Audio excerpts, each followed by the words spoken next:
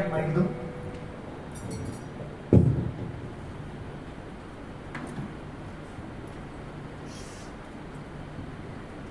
ये वर्तमान का जो भारत है और वर्तमान के भारत में सनातन धर्म की अगर हम बात करें तो आज गर्व हो।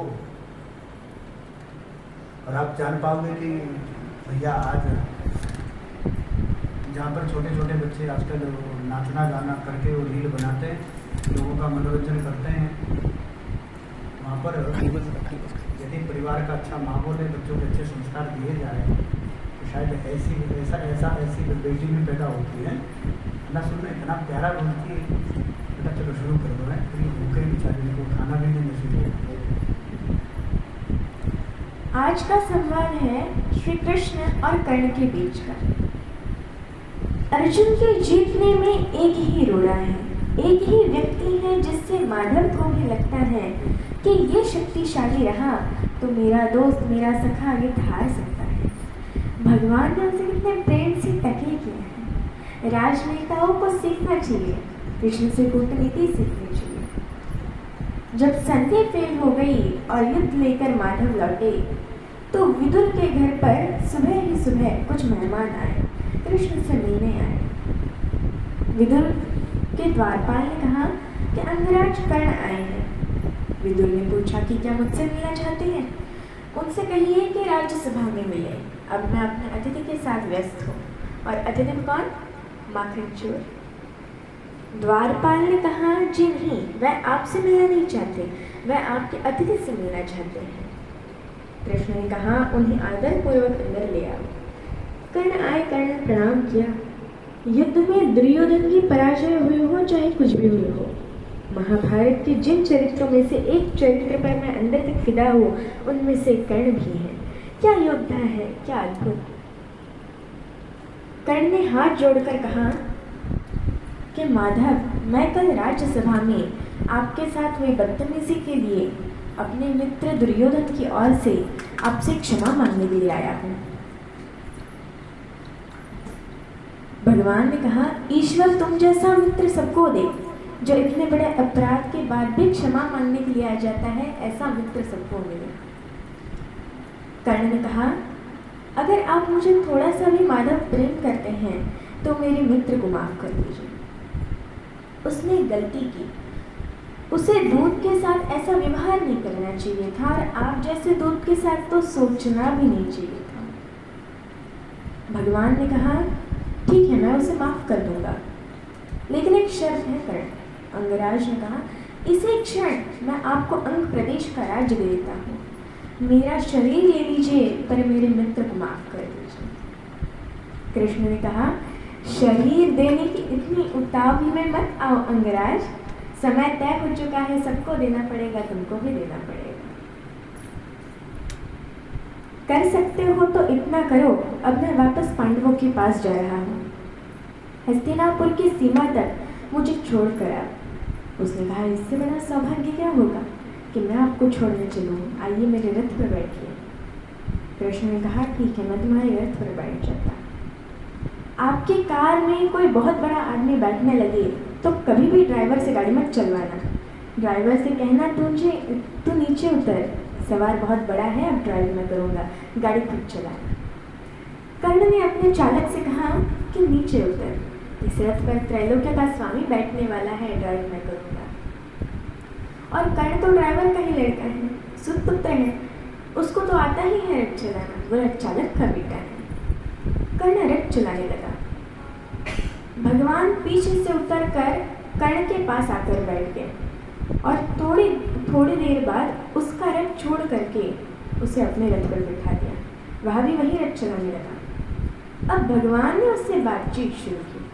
देखिए कितने बड़े कूटनीतिज्ञ है ये कन्हैया, दिखते भोले हैं लेकिन परमचारी। इनको पता था कि एक ये आदमी है जो फजीता करेगा, इसका मनोबल तोड़ो। पहली बार कर्ण को ये पता चला जो भेद उन्होंने बताया। हरि बड़े प्रेम से कर धर कर ले चढ़े उसे अपने रथ। रथ चला परस्पर बात चली, क्षणदम की टेढ़ी घात चली। शीतल हो हरि ने कहा हाय, अब शेष नहीं कोई उपाय, यह करना कुछ बचा नहीं। हो विवश हमें धनु धरना है, अब तो हमें ये धनुष उठाना पड़ेगा। क्षत्रिय समूह को मरना है, मैंने कितना कुछ कहा नहीं, विषय कहा तक सहा नहीं। पर दुर्योधन मतवाला है, कुछ नहीं समझने वाला है। चाहिए उसे बसण केवल, सारी धरती की मरण केवल। ये जो अहंकार है, ये जो अहमत्व है कि मैं कुछ नहीं दूंगा, क्या बोला दुर्योधन 5 गांव मारने पर? सूचग्रम नैव दास्यामि विनय युद्धेन केशव। हे केशव, तुम 5 गांव मानते हो, मैं तो सुई की नोक के बराबर भी जमीन नहीं दूंगा। हे वीर, तुम ही बोलो अकाम। बिना पार्षद हुए कहना कर्ण से पूछ रहे हैं, क्या वस्तु बड़ी थी 5 ग्राम? 5 गांव ही तो मांगे थे, वह भी कौरव को भारी है, मटी गई मूढ़ की मारी है। दुर्योधन को बोधू कैसे, इस रण को अवरोधू कैसे? सोचो क्या दृश्य विकट होगा, रण में जब काल प्रकट होगा। बाहर शूरत की तप्त धार, भीतर विधवाओं की पुकार। निर्जन विषन्न बिल्लाएंगे, बच्चे अनाथ चिल्लाएंगे। चिंता है मैं क्या और करूं, शांति को छिपा के सो रहे। सब राह बंद मेरी जाने, अब पासा फेंका। पहले तो माहौल बनाया कि तुम सब मरोगे बेटा, तुम भी मरेगा और तेरा यार भी मरेगा। एक तरीका है बचने का, सब राह बंद मेरी जाने। हाँ, एक बात है ये भी तुम्हारी, देखो कैसे फुसला रहे हैं। तो शांति नहीं जल सकती है, समराग्नि अभी टल सकती है। पा तुझे धन्य है दुर्योधन, तो एकमात्र उसका जीवन तेरे बल की है आस उसे, तुझसे जय का विश्वास उसे। तू संग ना उसका छोड़ेगा, वह करण से नहीं मोड़ेगा। जब तक तू उसके साथ है वो लड़ाई नहीं छोड़ सकता। बस ऐसा कर, तू उसे छोड़ दे। क्या अद्वितीय घटना कराल। एक बात बताओ, तुझे कर्ण बड़ी कराल घटना इस खानदान में हो गई है, तुझे पता नहीं है। तो प्रथा कुक्ष का प्रथम लाल, प्रथा मतलब कुंती, तो कुंती को का प्रथम लाल। बनसूत अनादर सहता है, कौरव के लद में रहता है। शरचाप उठाए 8 प्रहर, पांडव से लड़ने को तत्पर। माँ का स्नेह पाया न कभी, सामने सत्य आया न कभी। किस्मत के फेरे में पड़कर पापे में बसा दुश्मन। निज बंधु मानता है पर को, कहता है शत्रु सहोदर को। पर इसमें दोष न तेरा है, तेरा इसमें कोई दोष नहीं है। अब कहाँ मान इतना मेरा, अब इतनी मान, चल होकर अभी संग मेरे है जहाँ पाँच भ्राता।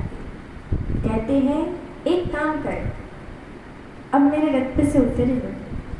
अब मैं हाँ करा हुआ और सीधा वही जाकर रुकूंगा जहाँ तेरे 5 भाई हैं। जिसको जिंदगी में किसी ने भाई नहीं कहा, जो माँ की एक पुकार के लिए जीवन भर तरसा है, उसको जिंदगी का सबसे बड़ा प्रलोभन दे रहा है हमारा कान्हा। क्या कह रहा है? बिछुड़े भाई मिल जाएंगे, हम मिलकर मोद मनाएंगे। कुंती का तू ही तनय ज्येष्ठ, बलभूत भी शील में परम श्रेष्ठ। मस्तक पर मुकुट धरेंगे हम, तेरा अभिषेक करेंगे हम। आरती समोर उतारेंगे, सब मिलकर पाव पखारेंगे। और क्या करेगा?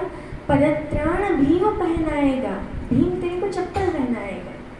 कैसे कैसे लालच है, कैबिनेट में लेगी, और उसमें भी कोई छोटा मोटा मिनिस्टर नहीं, सीधा ही प्राइम मिनिस्टर। पदत्राण भीम पहनाएगा, धर्माधिप युधिष्ठिर चमर डुलाएगा।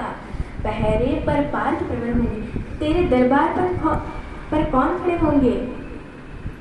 जो तेरा छोटा भाई है दुश्मन अर्जुन, वो तेरा MSG कमांडो बनेगा।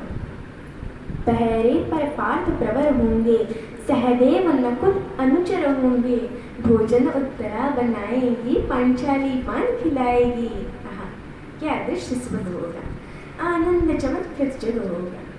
सब लोग तुझे पहचानेंगे, असली स्वरूप में जानेंगे। खोई मणि को जब पाएगी, आखिरी दाव जो मारा है। खोई मणि को जब पाएगी, कुंती भूली न समाए। और कौन दुनिया को जो देता है वो भीख मांग रहा है। मेरे कान्हा को पृथ्वी की आग टालने के लिए भीख मांगनी पड़ी। कुरुराज समर्पण करता हो, साम्राज्य समर्पण करता हो, यश मुकुट मान सिंहासन ले, बस एक भीख मुझे। कौरव का अत्यजरण रोक सके, भूखा हर भावी शोक सके। ये तो कन्हैया है जो इतनी स्ट्रेटेजी अपनाते हैं। इसलिए देखो, ये बड़ा गहरा गणित है, इसको समझो। इस दाव को चलाने में कृष्ण का कोई नुकसान नहीं है। अगर कर्ण इधर आ जाता तो महाभारत समाप्त हो जाती। और एक ऐसा योद्धा जो सुबह दोपहर शाम इसी बात की कसम खाता था कि इस अर्जुन को मारना है, इन पांडवों को मारना है, उसके कलेजे में ये बात डाल दो कि वो तेरे भाई है। तो जब युद्ध लड़ेगा तो थोड़ा तो हाथ कांपेगा, थोड़ा तो दिल के अंदर कुछ दुख पैदा होगी। शत्रु की मानसिकता को कमजोर करना, शत्रु की मानसिकता पर प्रहार करना, ये काम है। लेकिन कृष्ण की इस कथा में थोड़ा स्मरण करने का भी कर लो कि उस जैसा व्यक्ति भी पैदा नहीं हुआ जो इतनी सारी चीज़ों को ठुकरा दे और खुल कर कह दे, ऐ ऋणी कर्ण का रोम रोम, जानते सत्य है सूर्य सोम, तन मन दुर्योधन का है, यह जीवन दुर्योधन का है। और आखिरी दो पंक्ति जो कही है कर्ण ने, मैं उसके दृढ़ता और उसके समर्पण को प्रणाम करती हूँ कि सुरपुर से भी मुख मोड़ूंगा, केशव मैं उसे न छोड़ूंगा। सुरपुर से भी मुख मोड़ूंगा, केशव मैं उसे न छोड़ूंगा। ये जो कन्हैया का चरित्र है योजना बनाने का, पहले कुंती को भेजा कि जाओ बता कर आओ कि तुम उसकी माँ हो। माँ ने कहा कि बेटा तू वापस आ जा। उसने भी माँ को एक वरदान दिया। माँ ने कहा कि अभिलाष लिए तो बहुत बड़ी आई थी, लेकिन आज नहीं अपने बल की लाई थी। हाँ, एक भरोसा कि तू दानी है, अपनी अमोघ करुणा का बड़ा अभिमानी है। उसने भी माँ को एक वचन दिया कि माँ तेरे 5 बेटे जीवित रहेंगे। इसका मतलब कर्ण ने कहा कि युद्ध के बाद तेरे 5 बेटे जीवित रहेंगे। अर्जुन के अलावा किसी पर हाथ नहीं उठाऊंगा। अर्जुन मिलेगा तो छोड़ूंगा नहीं, अर्जुन मर गया तो युद्ध समाप्त करवा दूंगा, तब भी तेरे 5 बेटे जिंदा रहेंगे, खुलकर कहूंगा ये मेरी माँ। और अगर अर्जुन का दाव चल गया माँ, तो तुझे पता और मुझे पता, हम दोनों माँ बेटे हैं, तेरे 5 बेटे जिंदा रहेंगे। जा माँ, मैं तुझे वरदान देता हूँ। तू दान दान रट रही किंतु क्यों माता, पुत्र ही रहेगा सदा जगत में दाता। मैं ही देता रहूंगा। दुनिया तो उससे सदा सभी कुछ लेगी, पर क्या माँ भी उसे कभी कुछ देगी। मैं एक कर्ण अतएव मांग लेता हूँ, बदले में तुझको 4 कर्ण देता। छोड़ूंगा नहीं मैं तो कभी अर्जुन को, तोड़ूंगा कैसे स्वयं पुरातन प्रण को, पर अन्य पांडवों पर मैं कृपा करूंगा, पाकर भी उनका जीवन नहीं हरूंगा। और जिन्होंने महाभारत पढ़ी है उन्हें पता है कि जब कर्ण सेनापति बना उस दिन उसने 4 पांडवों को 5 बार पकड़ के छोड़ दिया। भीम तो उसके रथ के आगे आकर नृत्य करने लगा, गुस्से में रोता हुआ कि मुझे अपमानित करके छोड़ता है, मैं क्षत्रिय हूँ, मेरा वध कर मुझे मार दे। और गालियाँ बकने लगा, तो सूत का पुत्र है, तुझे क्या पता कैसे लड़ा जाता है। भीम के रथ को तोड़ दिया अपने तीरों से कर्ण ने। उसी कर्ण को ये जो पीछे खड़े हैं मुस्कुरा रहे हैं, इन्होंने बिना शस्त्र के मरवा दिया। उसके हाथ में कोई धनुष ने और मरवा दिया। अर्जुन से कहा मार, अरे मार। आपको लग सकता है कि ऐसा क्यों हुआ? यही कृष्ण है जो कूटनीति को इस प्रकार नियोजित करते हैं कि उसका तर्क भी साथ साथ देते हैं।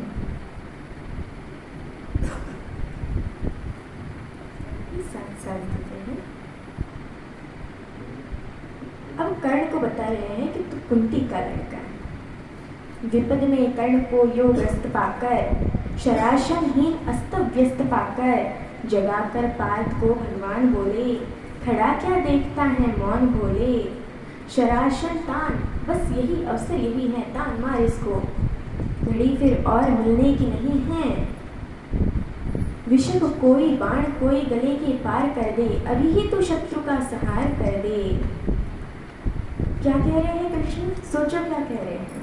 धर्म की धुरी लाने वाले जिन्होंने पैदा होने से पहले ये कहा था कि भाई जब जब धर्म की हानि होगी तब तब मैं आऊँगा। यदा यदा ही धर्मस्य ग्लानिर्भवति भारत, अभ्युत्थान धर्मस्य तदात्मानं सृजामि। परित्राणाय साधूनां विनाशाय च दुष्कृतां धर्म संस्थापनार्थाय संभवामि युगे युगे, संभवामि युगे युगे। धर्म की स्थापना के लिए आए हैं और निहत्ते को कह रहे हैं मार मार मार। ये क्या है? यह धर्म है कि धर्म है? अब मैं आपको तर्क दे रही हूँ जो कृष्ण ने उस समय तर्क दिए होंगे। कहते हैं श्रवण कर विश्व गुरु की देशनाय है, विजय के हेतु आतुर ऐशनाय है। कहूँ जो पाल इसको धर्म है ये, मैं जो कह रहा हूँ वो कर। हनन कर शत्रु का सत्कर्म है ये, क्रिया को छोड़ चिंतन में फंसेगा, उलट कर काल तुझको ही ग्रसेगा। ये जो हमको सिखाते हैं कि हम दूसरे की सीमाओं का अतिक्रमण करके घर के अंदर पार घुसकर मार के आए। इनको पूछो कि जिस समय हिंदुस्तान के चौराहों पर बम फटते थे, इनको पूछो कि जम्मू कश्मीर में जाते हुए हमारे सीआरपीएफ के जवानों के मुंह के ऊपर ये लफंगे चाटे मारते थे। इनको पूछो कि पड़ोसी के भीख मिली हथियारों से हिंदुस्तान की माँ बेटियों को आतंकित करने वाले और केसर की क्यारी में बारूद भरने वालों को सीमा के अंदर पार घुसकर मारा जाए कि ना मारा जाए, देश का एक एक बच्चा कहीं कर मारा जाए। नहीं जब पार्थ को देखा सुधरते, हृदय में धर्म का टुक ध्यान धरते, समय के युग धीरज को संजोकर कहा राधे ने गंभीर होकर। अब कर्ण बोला, हर अनाचारी, हर पापी, हर दुष्ट जिसने दुष्टता में साथ दी है वो ज्ञान देने लगता है। भूल गया अर्जुन की कौन ज्ञान दे रहा है। अर्जुन के अंदर भक्ति, मनुष्यता, भावना सब पैदा हो गई। नरोचित धर्म का कुछ काम तो लो, बहुत खेले जरा विश्राम तो लो। फंसे रथ चक्र को जब तक निकालो, धनुष धारण करो, प्रेरण संभालो। रुको तब तक चलाना बाण फिर तुम, हनन करना कर सको यदि प्राण तुम। नहीं अर्जुन शरण मैं मांगता हूँ, समर्थ धर्म से रण मांगता हूँ। कर्ण कहता है कि धर्म से युद्ध करो। कृष्ण मुस्कुराए कि बेटा आप फंसाया कि अब मैं तुझको धर्म समझाता हूँ, है ना। उपस्थित देख यो न्यायार्थ हरि को, निहारा पार्थ में हो खिन्न हरि को।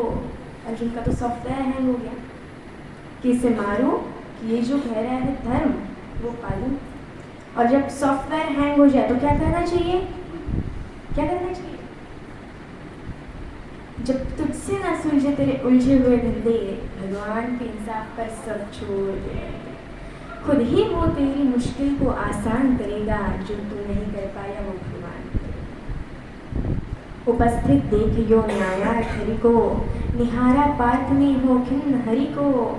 मगर भगवान किंचित भी न डोले। अब तक तो हंस रहे थे, मुस्कुरा रहे थे, कह रहे थे मार। जैसे ही कर्ण ने धर्म बोला, भगवान के अंदर से आग निकली। कुपित हो वज्रसी यह पार्थ बोले, प्रलापी हो जागर धर्म वाले, बड़ी निष्ठा बड़े सत्कर्म वाले। मरा अन्याय से अभिमन्यु जिस दिन, कहाँ पर सो रहा था धर्म उस दिन। मरा अन्याय से अभिमन्यु जिस दिन, कहाँ पर सो रहा था धर्म उस दिन। हलाहल भीम को जिस दिन पड़ा था, कहाँ पर धर्म है उस दिन धरा था। लगी थी आग जब लाक्षा भवन में, हंसा था धर्म ही क्या तब भुवन में। और एक पंक्ति माँ पे आ जाए, बेटे पे आ जाए और पत्नी पे आ जाए तो खून खौल जाता है। अर्जुन का खून खौलाए है भगवान मेरे। सभा में द्रौपदी की खींच लाके, सुयोधन की उसे दासी बताकर। सुदामा जाति को आदर दिया जो, बहुत सत्कार तुम सबने किया जो। नहीं वह और कुछ सत्कर्म ही था, उजागर शील भूषित धर्म ही था। जिस दिन एक तेजस्वला बेबस महिला को बाल से खींचकर तेरे दोस्त का नीच छोटा भाई लाया था, और तेरे उस तथाकथित मित्र ने अपनी जंघा पर हाथ मारा था कि यहाँ बैठेगी, उसी दिन तय हो चुका था कि इस जंघा पर धर्म युद्ध के खिलाफ चोट पड़ेगी। जो युद्ध जानते हैं वो सब जानते हैं। जुए में हार कर धनधाम जिस दिन, हुए पांडव यति नष्काम जिस दिन। चले वनवास को धर्म था वह, शकुनियों का नहीं अपकर्म था वह, और कोई अपकर्म नहीं होता। कटी से नीचे प्रहार करना अधर्म है, लेकिन दुर्योधन की जंघा तोड़ेगी कोई नहीं। ये जो रणनीति का कृष्ण है, पांडव दहन हुआ, आप सबको पता है कि आग लग गई, आग बुझी नहीं, इंद्र से भी नहीं बुझी। तो इंद्र ने अपने बेटे से कहा, अर्जुन से कहा कि बुझा। सर्पों ने कहा कि बुझा। अर्जुन ने तीर मारा बादलों में और बादल बरसे। जब पुरुषार्थ आ जाता है तो तीर आदमी ऐसे ही मारता है, कभी बादल में मारता है, कभी जमीन में मारता है। पितामह भीष्म जब पड़े हुए थे शरशैया पर, उनके मुंह से निकला पानी, कोई चांदी के मटके लाए, कोई सोने के मटके लाए। उन्होंने अर्जुन की तरफ देखा कि परपोते पानी। अर्जुन ने तीर मारा पृथ्वी पे, कुरुक्षेत्र चले जाइए, आज भी आपको मिल जाएगी वो नदी। जहाँ जमीन का स्तर था वहां तक तीर गया। और साइंस देखिए, तीर की ड्रिलिंग देखिए, उतनी ही तेजी से तीर गया और धार उतनी ही आई जो पितामह भीष्म के होठों तक आई। आज भी अर्जुन के तीर से निकली हुई उस नदी को हमारे उत्तर भारत में बाण गंगा कहा जाता है। कभी दर्शन करके आइए उसके। आप महाराज जी ने मुझे यहाँ तक आने का अवसर दिया है।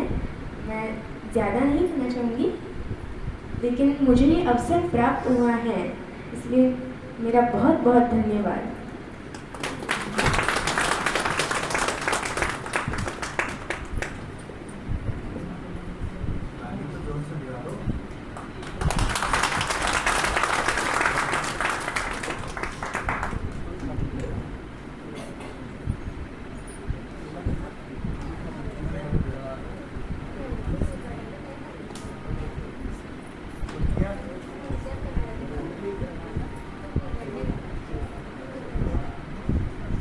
जोरदार तालियां कहाँ के लिए? हमारा गला दबा के क्या कहा? हमारे गला दबा दी तो